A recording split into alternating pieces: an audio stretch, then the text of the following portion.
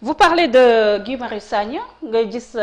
mbir yu ko daal foofu lay si ñaan yi ba nga lecture nga si def mu mel ne comme finalement au Sénégal les lanceurs d'alerte wala sax les activistes ne sont plus en sécurité. man ba mu ko déggee. Et la présence des nervis aussi on en parle. ok ba ma déggee loolu man très honnêtement je fais partie des premières personnes à condamner lu ñu ko def foofu. ma ne c'est pas normal parce que dama gëm li ñu woowee liberté d'expression. parce que cette liberté elle est reconnue elle est garantie par la constitution de ce pays.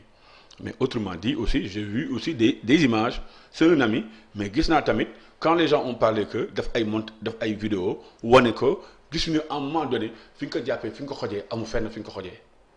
ba muy dugg si oto bi gis naa vidéo yi ba mu xoolaatee tey je peux parler sous le coup de l'émotion alors que c'est du réel politique bon lu mooy condamné man je dis que nit ku nekk am na droit dem fu ko neex wax mais quand j'ai entendu les jeunes qui disent que ñoom yi ñëwoon pour wax ko problème bi mu demee quel que soit lu mu am war nañu ko mun déglu c'est-à-dire que tey war nañu toog di jéem a manipuler l'opinion publique aussi. tey boo ma gisee ba mu di oto bi yërëm yàqul froissé wul après j'ai entendu qu'il était à l'hôpital. Vous pensez que moom moo déchiré boppam yére. je ne sais pas wala dafa invente juste pour ni ñu koy waxee sax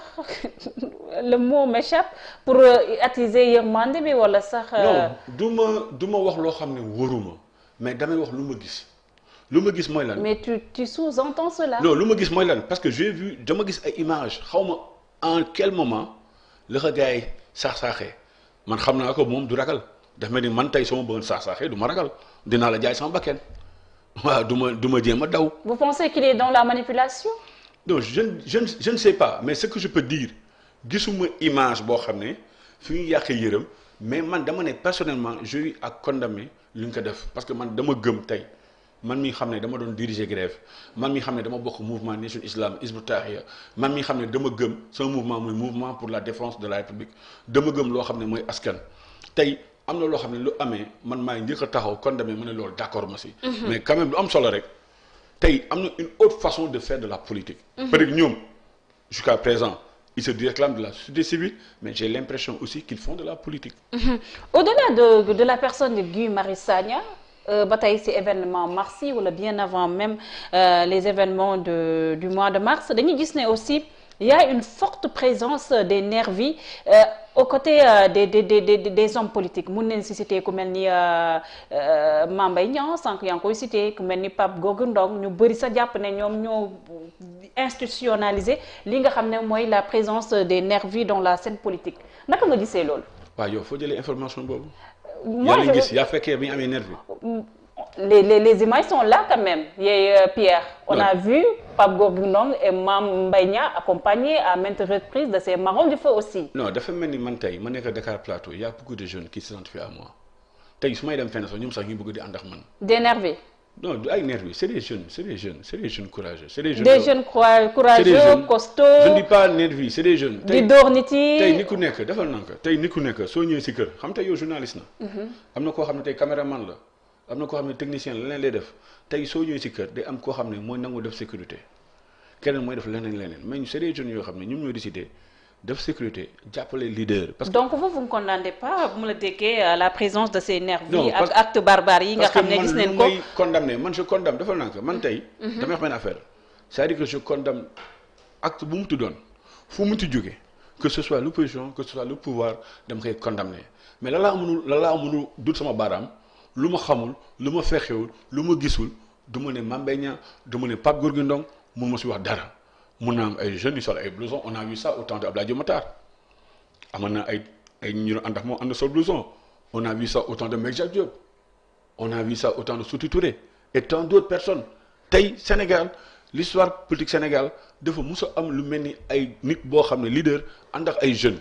mais tey violence bi xaju fi mais lan moo indi violence tamit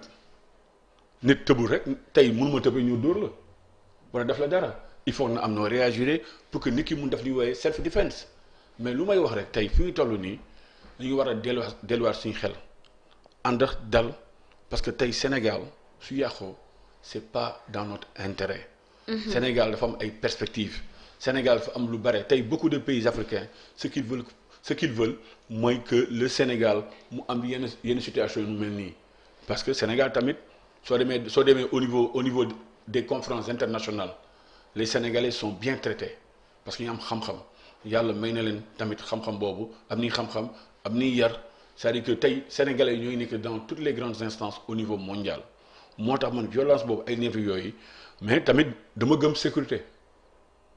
tey un homme politique war a am sécurité tamit imagine tey moo campagne mu ne amul sécurité yàlla feneen def noonu mais ça day beaucoup de grands hommes ont été assassinés ou bien même tués parce qu'ils ont eu à manquer de vigilance et tout le monde sait que l'histoire politique sénégalaise a toujours été violente. Donc ngay def attention. Mais dañoo gis ne aussi ces événements du mois de mars dafa ñëwaat rek indiwaat remettre sur la table moo nekk problème à l'emploi de la jeunesse aussi ici au niveau du Sénégal nga gis ne président de la République Macky Sall fan yee ñu passé jeudi convoqué na conseil sur l'emploi de la jeunesse au niveau de Diamniadio gis ne aussi déglu na quelques jeunes 450 milliards 350 milliards mu fas yéene ko waa tegaat sur la table pour l'emploi pour xëyi ndawi première question naka nga gisee boobule ndaje ak tamit est-ce que yaakaaroon ne au lieu de jël li nga xam ne lu toll ci 350 milliards wala 450 milliards di koy injecté waat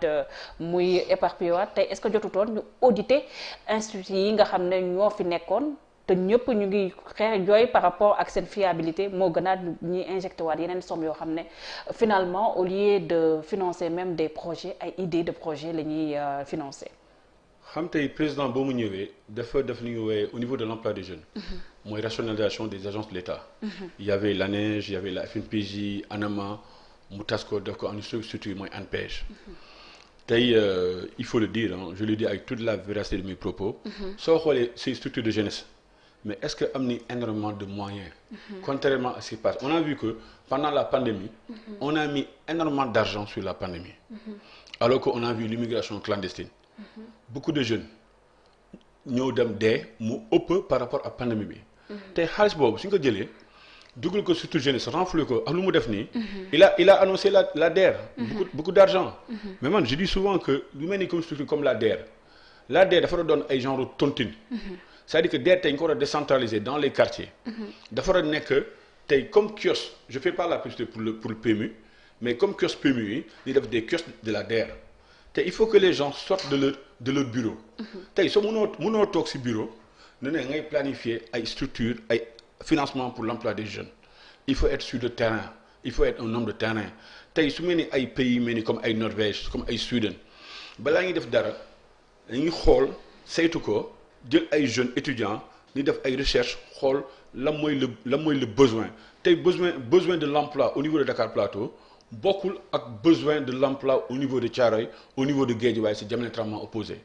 mais tey le président de la République il pouvait aussi dans les communes mais il y a combien de directeurs sociétés yi nekk ci communes yi mu ne sociétés yi léegi jëlee na ma 20 personnes 30 personnes 40 personnes au niveau des impôts on va voir comment on va faire mais man ba léegi gisuma loolu il faut que ñu am ñu béy benn emploi local bi boo xam ne da nga koy boole ak sociétés yi puis Sénégal il y a des grands entrepreneurs il faudrait aussi le privé sénégalais mu mun jàppale état sénégalais tamit jàppale par rapport à des marchés pour que ni mun gagner loolu gars yi mun jàppale yenn jeunes yi dans des trucs. Mais pensez-vous René ce qu'il n'a pas réussi durant ces 9 années de gouvernance mun na ko réussir si moins de 3 ans parce que mun nañu wax ne 2 ans et demi lañ ci la moo ko desee bu ñu compter année électorale bi est-ce que jàppoo ne loolu effet d'annonce kese la ak tamit économiquement parlant monde bi fu mu toll nii te xam ne xaalis yi dañ koy lebi Covid bi ak yooyu noonu le Sénégal n'est pas bien portant quand même. mais ku la jox ndekki digg la añ. su la waxee reer foo jaar gëm ko. ndekki bi la Sénégalais yi gisul loolu mooy problème bi mais ndekki am na lu tax ma ne ndekki am na tey président de la République peut-être yéen APR ngeen ko gis. non je ne dirais pas ñun des gens de l'APR tey man j'ai été partout j'ai été à Kaffrine j'ai été à Tambacounda j'ai été dans la commune de Bala. tey le président pourquoi ma gëm mun a nekk mais ku indi équité territoriale indi PUDC mu nekk un programme d'urgence développement communautaire tey am na loo xam ne day créer équité entre les régions entre les villes. beaucoup de choses. Mais équité boobu finalement est-ce que nekkul slogan rek bu ñu génnee carrément bourse familiale yi ngeen di jox ak tamit quelques villages yoo